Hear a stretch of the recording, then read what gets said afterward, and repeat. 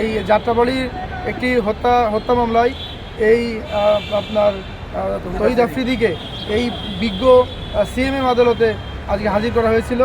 আমরা যারা prosecution team ছিলাম আমরা এবং আসামিপক্ষের যে আইনজীবী ছিল তারা তাদের একটি জামিনের দরখাস্ত আদালতে দাখিল করেন এবং তার ডিভিশন এবং তার সাক্ষাতের একটি দরখাস্ত বিজ্ঞ আদালতে তারা দাখিল করেন। আমরা তারা বিজ্ঞ আদালতে তহিদ আফ্রিদির যা জামিনের দরখাস্ত উপর শুনানি করে আমরা যারা প্রসিকিউশন টিম ছিলাম আমরা এই জামিনের বিরোধিতা করি এবং ঘোর বিরোধিতা করি। আর বিজ্ঞ আদালত আমাদের শুনানি এবং আসামিপক্ষের আইনজীবীদের শুনানি আনতে তহিদ আফ্রিদিকে CW মোলে কারাগারে প্রেরণ করেন এবং তার জামিন আবেদনটিকে নামঞ্জুর করেন। এবং আমরা শুনতে পেরেছি এবং বিভিন্ন সামাজিক যোগাযোগ মাধ্যমে দেখতে পেরেছি তহিদ আফ্রিদির সঙ্গে যে মুনিয়া যে কাণ্ডটা, যে মুনিয়ার যে হত্যাকাণ্ড এবং তার সঙ্গে যে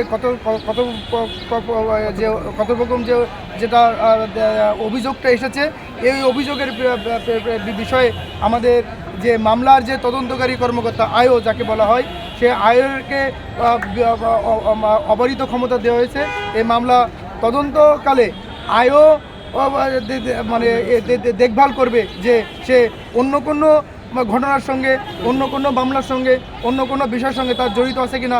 এই মামলা তদন্তর চলাকালীন সময় সম্পূর্ণ আয়ের উপরে একটা ন্যস্ত করা আছে এবং আয়ও এই বিষয়গুলো দেখবে যে এই তহিদ আফ্রিদির সঙ্গে মুনিয়া হত্যাকাণ্ডের কোনো সম্পৃক্ততা আছে কিনা এবং তার সঙ্গে কোনো কথোপকথন আছে কিনা এবং অন্য কোনো নারী কেলেঙ্কারির যে অভিযোগটি তার বিরুদ্ধে উঠে আসছে সেই বিষয়গুলো তদন্তকারী কর্মকর্তা এটা দেখবে।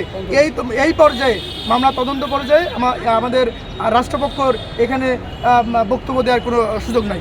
আপনারা জানেন এই তহিদ আফ্রিদির সঙ্গে যদি মুনিয়া হত্যাকাণ্ডের জন্য সম্পৃক্ততা যদি অভিযোগ যেটা উঠে আসছে, এটা আপনার মামলা এখনও তদন্তাধীন। এটা তদন্তকারী কর্মকর্তার পরে সম্পূর্ণ দায়িত্ব দেওয়া আছে CRPCর অনুযায়ী।